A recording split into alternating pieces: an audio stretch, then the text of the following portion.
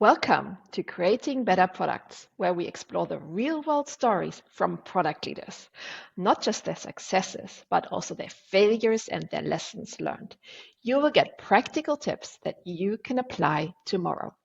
I am your host, Sabrina Mach. I have almost 2 decades of experience and I love learning from others. This is why my mission is to share the stories of amazing product and design professionals with you and the world.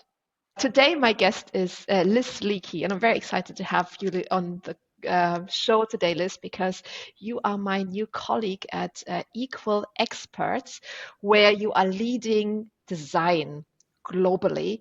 And one of the things that you're really passionate about is bringing focus on designing the right thing, but then also building it right. So, Liz, welcome to the show. Thank you so much for asking me to do this. It's really great to get to know you better and also get to talk about design with a fellow design person. So, yeah. Yes, thank you for saying yes. And tell us a little bit more about you and your background.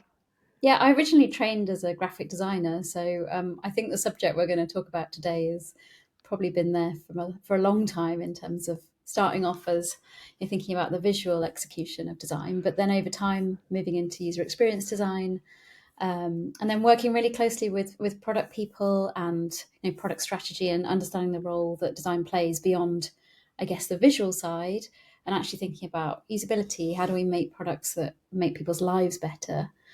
And now, obviously, in my current role, it's thinking about how we do that for our customers and make sure that all the value that could be being created is actually, coming to life for those end users. Because I think taking a very user-centered approach is key to everything we do. Yes, I totally agree. And today we will be talking about how to do discoveries for data products. Why should we do that? How do we do them? And how do we bring that user-centered perspective to the data domain? So I'm really curious, Liz, because this is a topic that you are really passionate about currently. How did you get first into this? And what makes you an expert now? What was your experience in doing discoveries for data products? I think I've actually always been fascinated by discovery. I think I'm quite a curious person, but I guess part of user experience design is to really try and understand the problem, get under the skin of like why. The why is always the bit I'm interested in, and trying to understand those needs and taking that user-centered approach again. And then realizing there's different types of discovery, like the strategic discovery, like where you really don't understand much about, where the problems even are, down to kind of doing more like feature discovery, where it's quite well understood, but there's lots of detail to figure out and lots of mini problems to solve. So I've got quite a love of discovery as an activity anyway. I like the ambiguity. I like the kind of having a process that moves you from like a really foggy situation to then having some clarity. I think that's really rewarding. I know it's not what everyone enjoys doing. Some people like the making side and getting on and bringing that to life and executing. But over the years, I think I've got more and more drawn to the kind of the foggier stuff. But I think a lot of that work has been in, I guess, consumer-facing products or services where it's often about somebody wanting to buy something or use a service, and the discovery there has been really about focusing on meeting those needs. And I think data products are interesting because they're a slightly different flavor of product. But what I'm interested in is how do you then apply discovery in that kind of context? And can you still use the same, I guess, rules or processes to kind of move from that fog into something that is well defined and well understood, but that also meets users' needs?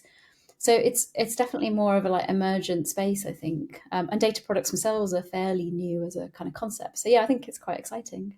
Yeah, you mentioned that data products are a little bit different than other products. Yeah. Can you share a little bit about how you see them as being different?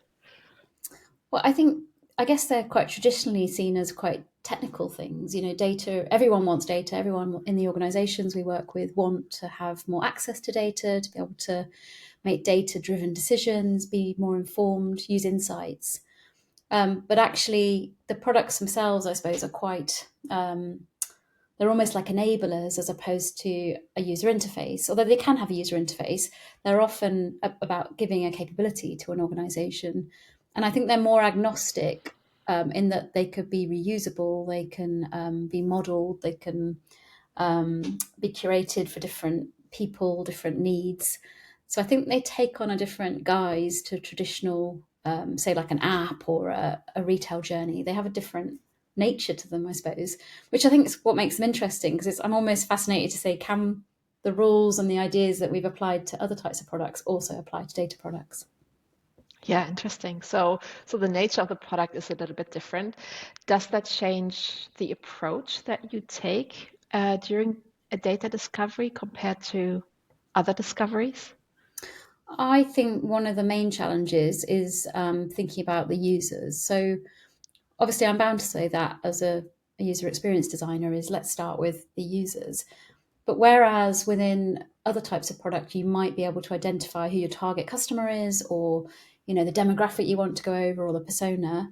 I think with data internally for within an organization that wants to use data, your users are almost everywhere or could be anywhere in the business. So I think trying to understand how you identify your users and uncover what their needs are, is a slightly different process, but it borrows a lot from traditional user research. But whereas we might have sort of customer research with demographics or customer segmentation, I think internal users, you have to start to look at perhaps what role they do, how they're going to use the data, what problem they're trying to solve, what their needs are, but through a slightly different lens of it being part of their job as opposed to a choice. Because obviously, a lot of consumer products are, us as consumers use them out of choice. We don't have to use them. Whereas this is about using it in your job. So, and empowering people to be able to do their job better. So I think starting to think perhaps about the usage of data and their role is a different way of sort of framing it, I guess. And you can still create personas from that and have those kind of segmentations, but it's not quite the same as what we would do perhaps in a traditional kind of target market type of research and segmentation. An example of that might be if you're thinking about people that need to use the data in a very analytical way, they need to be able to model it, they want to get into the detail. So people that are kind of analysts who like that level of detail. And then you might have, say, a product manager or a business owner who wants to be able to look at the data product and the data available, but with slightly less detail, a sort of higher level. And they're kind of zooming in and out of it, really, to answer questions or to make decisions. And then that kind of higher level view, again, might be your more senior people within an organization that actually want a high level report about insights or customer behavior, or something that, reporting on finance that's actually much less in detail and kind of gives them the headline view. And so being able to make something that actually allows people to sort of operate at those three levels, zoom in and out, is a different type of experience, I think. Yeah, fascinating. So getting those flight levels Yeah. right is really challenging. Um, so we heard a little bit about how data products are different, how discoveries are different, and how we think about users in a different way. I'm really curious, can you share a personal story where you've applied this in a project and engagement? And what was that journey like doing a data discovery? I think this is what proved to be interesting here, is where I was perhaps expecting more difference, is we were able to see that you can apply quite similar ways of working and processes and activities. So a major retailer in the UK we've been working with for some time, and they're kind of on that journey of moving from perhaps data warehouses to sort of a modern federated data kind of space where you can put data in the hands of users around the business and allow them to make decisions with it. But a big part of that is creating new pipelines, making that raw data available, ingesting data in a reliable way. And so one of the teams I very first started working with was thinking about that migration from an old data warehouse to a new data pipeline, and thinking beyond that just being a migration piece of work. So asking questions like, why are we doing this? What's the vision for this data pipeline? What's it going to help users do? And I think to start with, that felt quite alien in terms of, well, we're doing it because we need to do it. It's a migration piece. But then starting to go, but who's going to benefit from this? How will the business benefit from it? And really starting to ask those types of questions. It kind of changed the conversation a little bit. And we started to look at interviewing a couple of users of that data and saying, well, how will you use it? What are your needs? What are the pain points you might have? what currently frustrates you about how you work with this data today. And that was things around reliability, like timeliness. Is it in the format that you need? Are you aware that it is actually today's data, not yesterday's data? So kind of fairly fundamental things, actually, that as a data scientist or a data analyst, you just need to be able to rely on that day in, day out to do your job. But what was interesting is we identified two different users from two different teams, and we're able to say that actually you've got two groups here that are going to use it in slightly different ways but have very similar needs.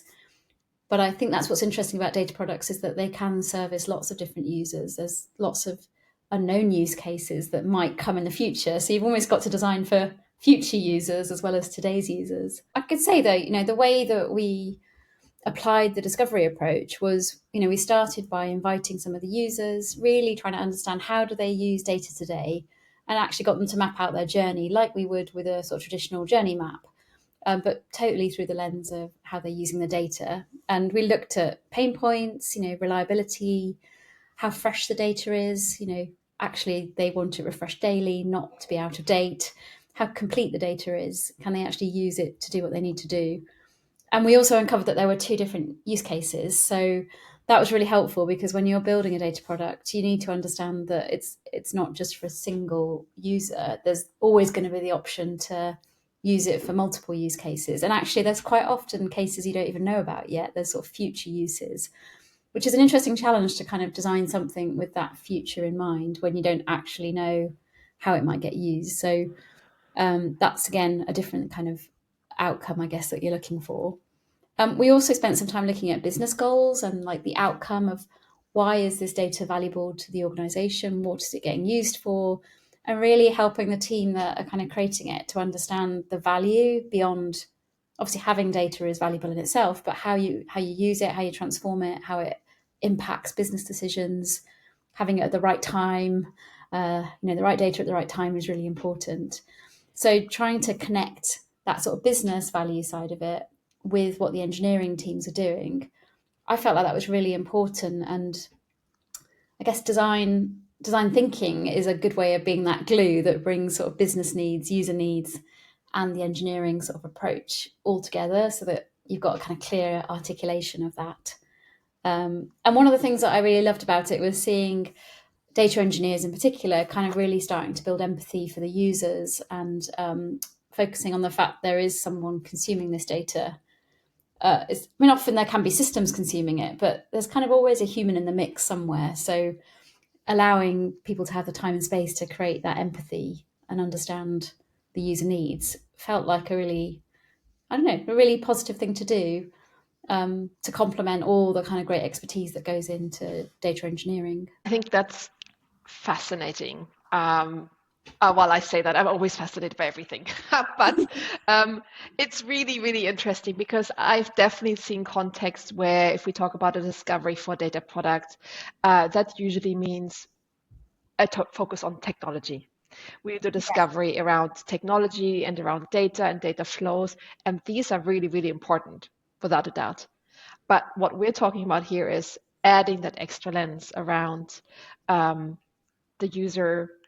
I would have almost said the customer, but the user, the internal user of that data, even if they're a few steps removed, and then you don't see them immediately, building that empathy and connecting to the business. That's a perspective that is super important to have as part of that discovery, because it helps us to shape the product in a different and better way than we would if we purely look at the technology and data side. I think so. And I feel like engineering in general can quite often be almost abstracted or removed away from the day-to-day business value. And you can sometimes speak to engineers, they don't really understand why they're doing the thing they're doing. They know what they're doing, but they don't necessarily know why, or what the kind of end business outcome or value it might be actually contributing to, just because there's so many steps within that sort of value tree of you can feel like that's quite far apart. So I think product managers and designers and researchers, we kind of have a role to play there to help sort of join those things back up again, by either bringing people together or asking those types of questions that perhaps other people wouldn't ask, But I also think like seeing products in, I mean, obviously we think of products as like having a life cycle, but I think thinking about data products as having a life cycle, and that, you can build on them, you can iterate them, you can, I guess, change the narrative around what our product is. It's about being able to measure whether it's got use, basically. Is it useful to someone? Is it doing what we hoped it would do? So all of those rules that we apply to normal products, I think, can also be applied to data products. Yeah, I love that. And thinking back to your journey with the retailer, what were the things along that journey that were unexpectedly hard, where you thought, oh, this should have been easy? But also what were your successes, the unexpected moments where you were like, wow, this is amazing. I'm so happy by how things evolved. Yeah, I think you have to be really curious to do this, because I think it's quite a learning curve, because working in a data space, it's quite specialized almost in terms of the subject matter. Like there's quite a lot to learn, whether it's terminology or understanding what people are talking about and how it works, kind of technically. Whereas you could say like a different type of retail experience, like an e-commerce experience. We've all shopped, we've all bought stuff online, we all know what it feels like to go through a kind of e-commerce journey. And so when you're working in that kind of space, it's much more familiar. It's quite conventional. We all understand the words and the terminology of checkouts and browse and search. Whereas in the data space, there's a lot of terminology that's quite alien. And so there's, I think, coming into it as a design person or product person, it can feel like there's quite a lot to learn, to be able to speak the language and to understand what everyone's talking about, and then be able to contribute effectively without feeling like, oh, my voice isn't valid in this space. So I think getting comfortable working in that kind of environment and being able to know what people are talking about was perhaps harder than I'd anticipated. And I think the second thing that was challenging is, often when we think about having user experience design and product, we think about it being at the start of anything we're doing, and then it continues all the way through the sort of life cycle of, I guess, the design process, really, of understanding, research, shaping, prototyping, all the way through to delivering the end thing. But actually, within the data space, I'd say that there's the upfront research where you're trying to understand the user needs and how best to sort of shape the data product and do the discovery. But then actually, there's a whole heap of really hardcore data engineering that needs to happen that isn't the same as sort of building an e-commerce flow where you're iteratively developing that hand in hand. The actual engineering doesn't need a UX person. And so there's kind of like a gap, really, where it's like, oh, we're not really, you don't really need us anymore. But then obviously, if you're going to create a dashboard or some kind of visualization, a consumable layer for a user, then actually that's the bit where we might be interested in, how do you design the dashboard to best show that data and bring that to life so that someone can make sense of it. But it's a bit stop-starty. It could be you needed it at the beginning and needed it nearer the end, but in the middle, there's not really a role for you. Particularly for a UX person, perhaps for a product person, it's continuous. But I found that interesting, that it does differ from how we might do other types of product development. Yeah, interesting. I would also love to know what were those unexpected successes, or just things that worked and you were like, that that gives you that warm fuzzy feeling of like, wow, this was cool. For the warm fuzzy feeling would be bringing a group of analysts and data scientists and data engineers together and asking them to write a product vision for the product that they were creating, but really sort of crafting it with words. So I gave them the example of something like innocent smoothies, or like GitHub, where it's got a real clear articulation of why this product exists, how it serves the customer, how it differentiates, what the benefits are going to be. And so we did a kind of product vision workshop where I really kind of led them through a process of helping them write a product vision for their own product. And I think to start with, perhaps they were a little bit skeptical or didn't perhaps know how to go about it. But actually by the end, and they'd all drafted a version, and then we kind of, pulled the best bits together and got a final statement. But it was so good. I mean, it was even more kind of ambitious than I'd expected. And they really sort of got into it and started to really think and connect the business value and the user value. And I felt like they thought it was valuable then to have that as to why we're doing this. We're not just doing it because we've been asked to do it. We're doing it now to help this group of people, and we're doing it to help the business in this way. And it just felt a bit more like it, I don't know, like it gave them a more momentum actually in terms of the reason for creating this in the first place. So yeah, that was kind of a warm fuzzy feeling where I felt like I'd introduced them to a new idea, and it kind of resonated in a way that they would be able to use that going forward. Nice. And in a way, it's a little bit of co-creation, right, of what that Yes. vision is, and creates that feeling of ownership of that, but also a clarity on purpose. Why are we doing this? Yeah. And I think that's a great motivator for anyone. Mm-hmm. Yeah. Yeah, thank you for sharing those examples. I'm really curious on your perspective around how do data products empower users in different ways? Why is it so important that we do create them with users in mind beyond thinking about the technology? Why is that key for helping us to build products that really empower the users to make the best out of what we're giving them? I mean, I think one of the key themes that I see, and obviously I'm not an expert in data or data mesh or federated data, and there are lots of people out there that are writing about it and know about it much more than I do. But the theme that I've picked up on, coming from a more of a design angle, is about self-service and empowering people to get the data they need when they want it. So rather than relying on a spreadsheet being updated manually once a week or once a month, I think it's about being able to get the data when you need it. So, in your own time, on your terms, in the format that suits you. I mean, I guess we live in a world of convenience now where we can all get all sorts of things at the press of a button. And so maybe there's an expectation that we can do that with our data as well. So anything that enables a user to be able to say, well, I want to see, some, I'm going to say real time data, but perhaps real time is not the right word, but timely data that meets my needs, that I can see this daily, or I can see it at this time in the morning every day because I need it first thing so that can inform what I go on to do later in the day.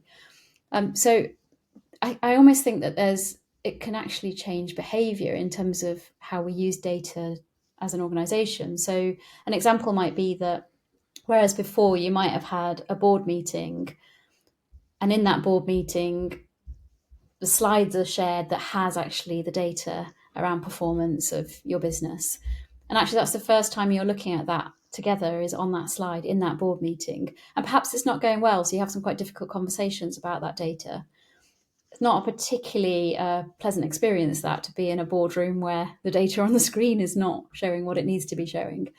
Whereas actually, if you had that data available to everybody, as in the stakeholder group, ahead of the board meeting, and everyone's aware of, the numbers, they could actually use the board meeting to talk about what they're going to do about those problems and mitigate some of the risks perhaps, or improve performance or change their strategy. Rather than the board meeting being the place where they first see that data, it should be available almost in a much more frequent way, that almost there's no surprises. It's not a big reveal of data. And so that kind of flow of regular updates allows you to kind of pivot and respond to data in a different way. But I think there is something about empowering people, that as one of those people that might be going into the boardroom, how do I go in prepared? How do I already know the bad news? How do I already have chance to think about what we could do differently to respond to the changes that we're seeing? I think it sort of changes the way that perhaps a leadership group could operate, and how they might use that data to be more collaborative and to solve problems, rather than having to just react in the moment to it and then come up with a plan. So yeah, I think there's that kind of thing, and also just being able to make day-to-day decisions about, what if you're a retail buyer, like what should I be spending money on, or how do I forecast for the future, or how do I plan the customer levels that we're expecting for Black Friday, for example. There's so much that can be done with data that empowers the people that are using it. That's what I see as a real trend in kind of self-service. Yes. And beyond empowering, there's very strongly a theme around data products can change behavior, how board meetings are potentially run, how we facilitate those sessions, how we use our attention and our communication at different times. So that is a really strong plus for why it's important to bring that design and product perspective into data products.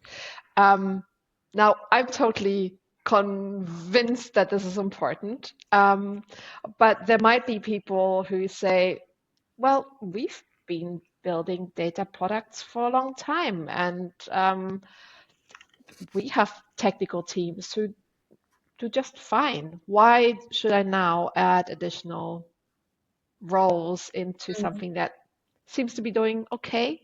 So I'm asking, why should someone change how they're doing things today with their data products? I mean, this might my answer might be a little bit contentious, I suppose, in that I I like that.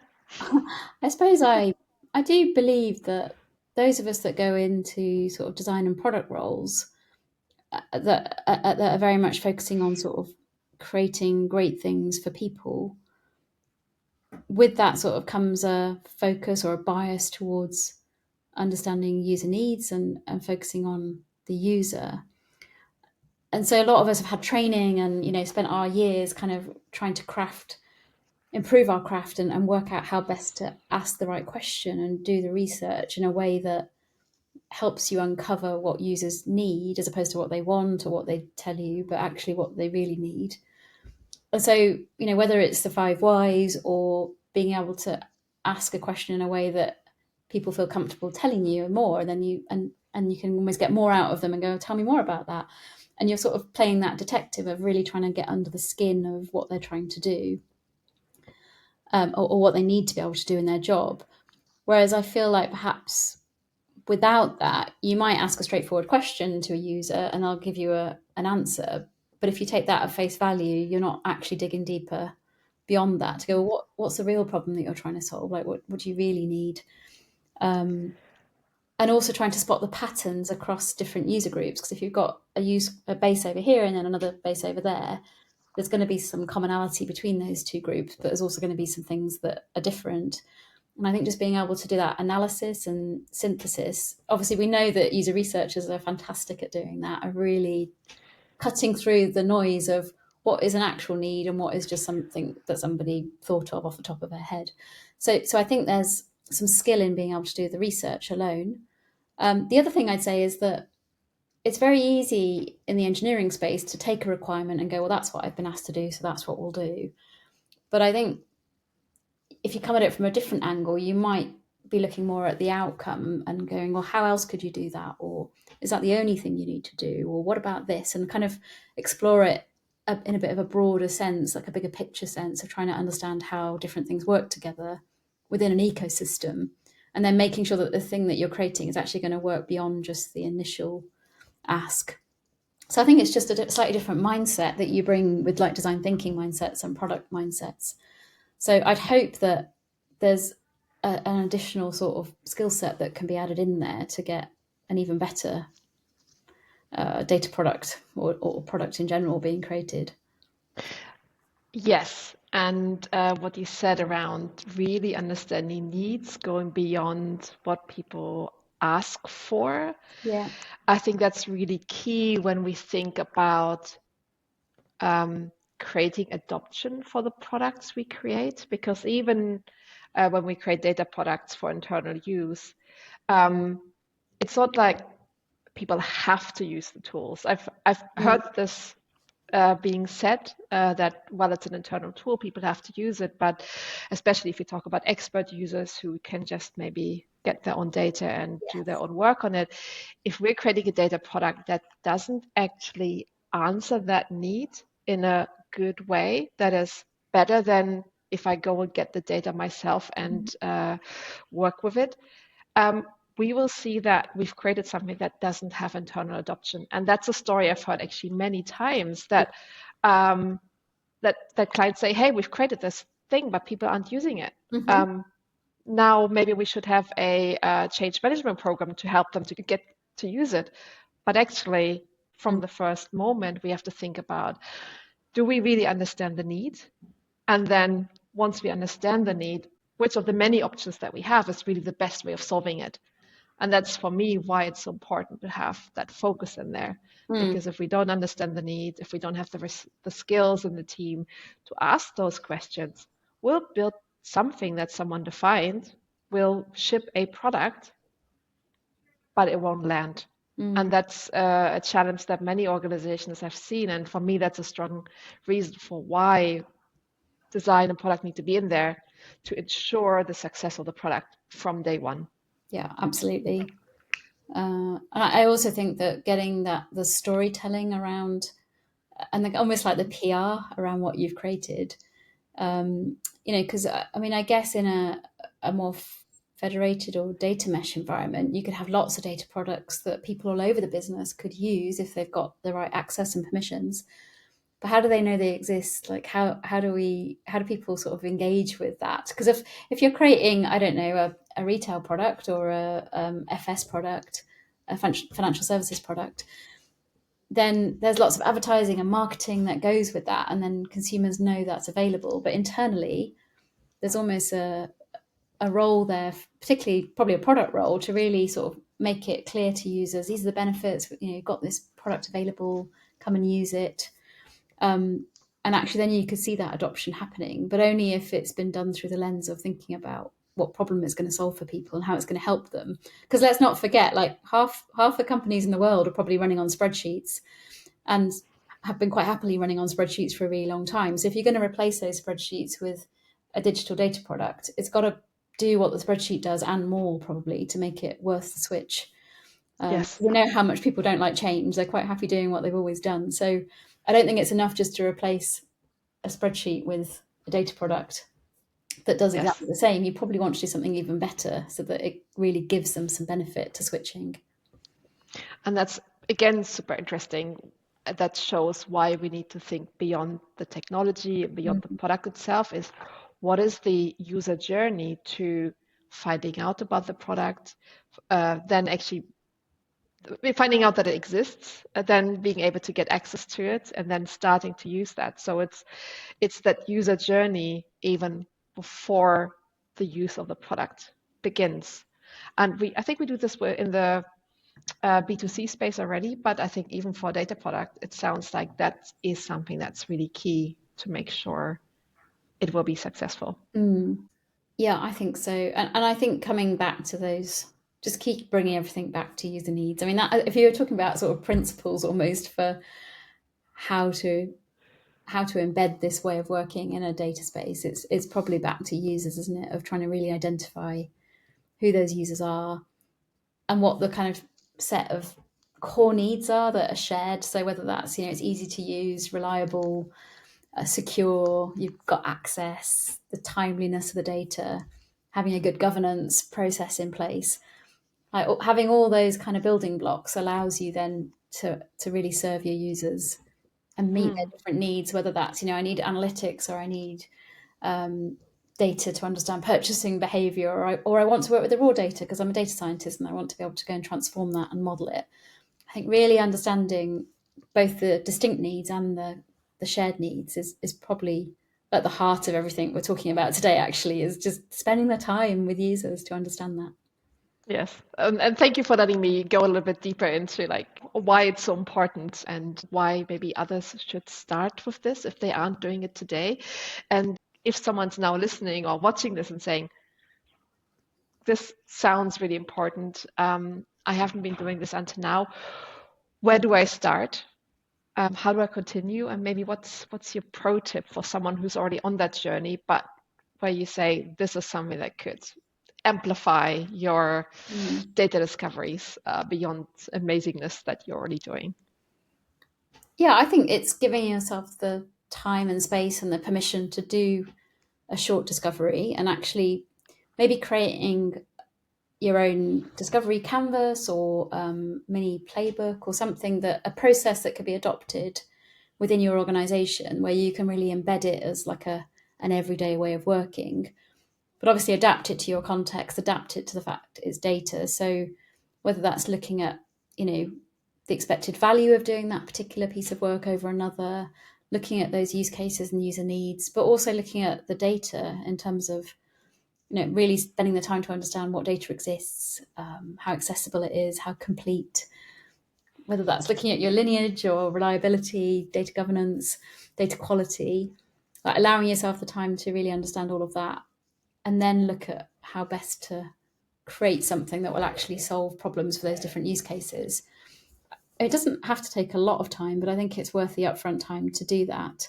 And maybe working out who in your organization would support you. Like if you're not in a position to bring in a product person or a UX person, is it, could a delivery person or a business analyst or someone else within the team kind of take on that job of making sure we've looked at some of these things and spent a bit of time just understanding before we start building things? Because everyone's very quick to start building and creating, working on the engineering side, but just giving yourself a bit of time up front is probably the thing I would recommend most.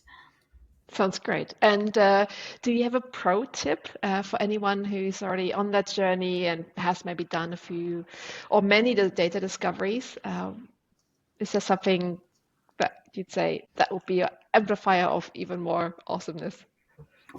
It's a tough one. I probably have more of a request for them to write a book for the rest of us so that we could learn from their experience, because it does feel like this is still a relatively new space.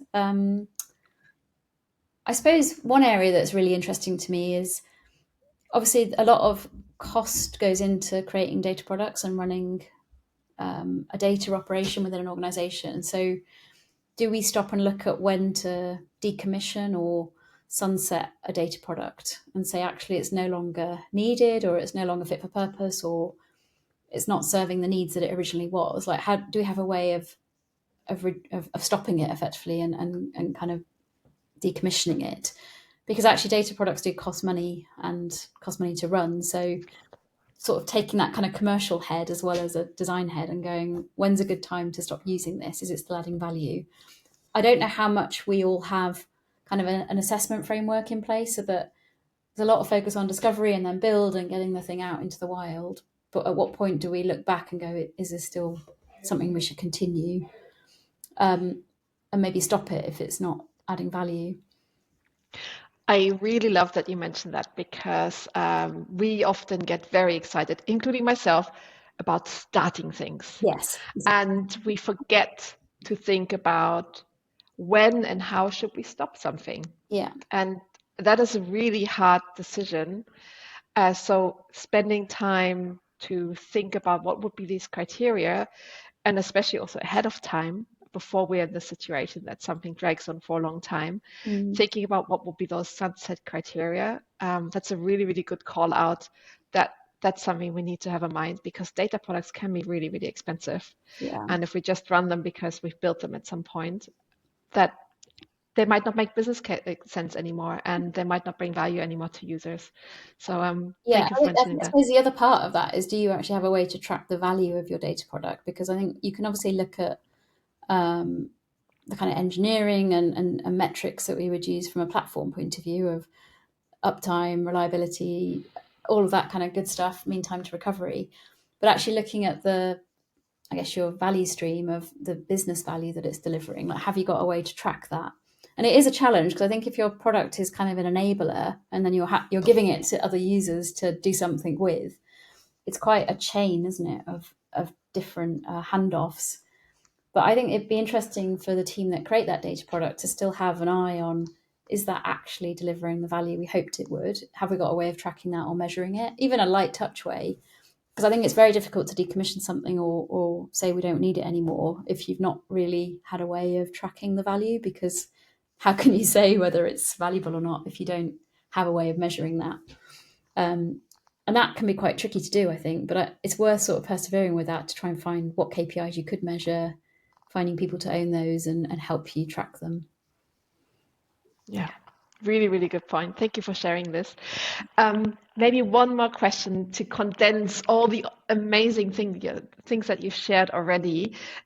What were some principles that helped you personally to be successful in doing data discoveries? So obviously I've talked a lot about being user-centered and user needs and all of that. So that's a bit of an obvious one. but that is where I would always start. But I think the next one is your stakeholders within the business, spending time with them. Well, first of all, identifying them and then spending time with them and understanding the different needs. Because actually, within an organization, there are lots of different parts of a business who use data in very different ways. So I think taking the time to find out who those people are, almost go and knock on their door and say, can I get some time with you? I think there's got to be something about you going out to them. They're not going to come to you, so you need to go to them and be willing to go and knock on doors, ask questions, like try and understand. Yeah, seek to understand is probably my biggest principle. Before taking action, I mean. Documenting things, I think it's really important to try and capture what you've learned, because in the same way that our user researchers will always try and synthesize what they've understood and then play it back to a much wider group. I mean, we often say equal experts, user research is a team sport. And whilst the researcher is doing all the hard work and the legwork, actually sharing those insights and making sure that everyone's having that kind of empathetic perspective, I think is really important. So yeah, documenting it can't all just be in one person's head. And being willing to say, let's stop this, or there isn't the value we thought, or it's not, we shouldn't go ahead. I think the brilliant thing about discoveries is it gives you that chance to say, no, stop, this isn't going to deliver what we thought, or it's not right, or it's not feasible, it's not viable, it's not desirable. Stop it in its tracks. That's your key moment where you can do that, because once you start building, it's much harder to stop it. So I know it sounds really obvious, that one, but I just think giving yourself the breathing space to say stop, that's another one. Yeah. Wonderful. And that's true. That's saying stop even before we've built something. So it's not only stopping, thinking about when do we stop a data product that's already live, but how discoveries help us stop things before we even get started with them. Yeah, which is kind of the hidden bonus that people don't talk about so much. But being able to stop something is great, because it's, yeah, you're not going to build the wrong thing and waste time and money and effort and blood, sweat and tears, Yes. doing something that isn't actually going to deliver the value you hoped. So I think it's a good thing to stop things. Yes, and that is why discoveries help de-risk products. Absolutely. Yeah. And they help de-risk your investments, because we can say stop before we spend all the time and money to build them. And it might be no, not yet, or it might be no, let's pivot. It doesn't have to be just no, don't do anything. It gives you the chance to change your mind and do something else instead. So, yeah. Yes, I love that. Final question, Liz. I'll always love to link back to the overall theme of the podcast, which is creating better products. Why is it so important to have design and product as part of your data discovery to help us build better products? I would probably say that because a lot of data products are being created for internal users within an organization, those users don't have a choice in what they get to use or not use, as in, they're not consumers of those things by choice. They are very much like, these are the tools we give you at work and you need to use them. And as we know, like, employee experience can often be worse than customer experience or consumer experiences. So I think this is a great space where we could actually do something to the same quality and with the same level of consideration as we would for a consumer. Mm-hmm. And I kind of like the idea that people have to work with data all day in their jobs. Why not make it as easy as possible for them? Like, really think about the usability and empower them to do the best possible job. Because actually the thing they're probably passionate about, if you're a buyer in retail, the thing you're interested in is being a buyer in retail. Data is a tool for you. So the tools need to be sharp and they need to be well designed and high quality. So that's what we're here to do, I think, is to think about how do you serve those user needs. And just think about the humanity, really. Like, technology is there to help humans, not anything else from what I can see. It's like we need to keep the human at the heart of what we do. And I do, since I know everybody can care about humans and users and being user-centered, but I think we often, as designers and product managers, are really sort of being that voice of the user on their behalf all the time. So having us in the conversation means that we'll always be advocating for them, and we can have that nice healthy tension between technology choice, business needs and user needs, and then ultimately you come out with a better result, I think, by having that kind of diversity of thinking. I really love that. It just makes me think about how do we have a positive impact on people's lives, is by bringing that lens in and making sure that their daily work is fun and not Yeah, just yeah. hard and terrible. So yeah, Makes thank you. I really love that. technology our friend. Our friend is technology, but we need to do it in a way that is keeping the humanity, I think. So, Yeah. yeah. Liz, thank you so much for sharing your experience. You have a wealth of knowledge. I was really, really inspiring to talk to you. What are three books or resources or podcasts that inspire you that you'd love to recommend to our viewers and listeners? Yeah, well, I've got a few books here that I've actually brought along. The first one actually is called Ends. I'm actually just reading this at the moment. I don't know if you've come across it, but it's talking all about how we should look for endings for our products and our digital services, and that often the author is very much saying these are the things that are overlooked, and that, like you said earlier, like we're always in a rush to get stuff live and to get stuff designed and made, but we don't really think about what happens to it. So yeah, I would definitely recommend this. It's a lovely book to read and just to think about sort of the compelling cases for how to end things in a way that is graceful and allows you to exit in a way that people don't get hurt and things don't get broken. The other one I've been really delighted to discover was looking at humanizing data strategy, which seems very apt for what we've just been talking about. I was like delighted to find this book. It's a really easy read. It's written in a way that's so accessible for anybody.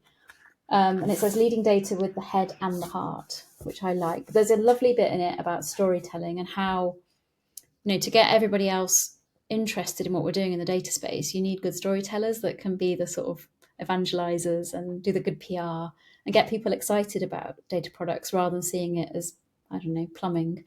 So I think great for that. And then, of course, because we didn't talk much today about data visualization, but a big part of data products is actually having, not all data products, but many is having a consumable kind of interface or dashboard. And so knowledge is beautiful.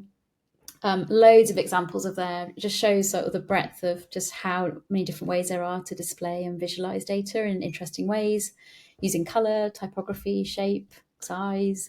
I don't think it just has to be bar charts and pie charts and graphs. There's loads of ways to do interesting things with data. So yeah, I'm quite inspired by this one. Like if you ever just want to get a bit of inspiration, that is definitely a good one. An old one, but a good one. So yeah, those are my three. Wonderful. I love all three of them. I have one more question. Where can people connect and chat to you? Well, the best place to find me is on LinkedIn, so you can find me there. And also, I'm at Equal Experts, so you can contact me by Equal Experts as well. Super. Liz, thank you so much again for sharing your experience. It's been a true pleasure. Thank you. Thanks for having me. Cheers. And now a question to our listeners. What is your experience with bringing design and product perspectives into data discoveries? How have you been able to do this? And what were your successes and setbacks? Please share your experience in the comments and reach out to me directly if you like. I would love to have a chat and hear your feedback of what's working and what isn't. And finally, if you liked what you heard today, please share this episode with your network and give us a like and subscribe in your favorite streaming platform. And by doing this, you help elevate the voice of our amazing guests. And today, this was Liz Leakey. Thank you and see you next time.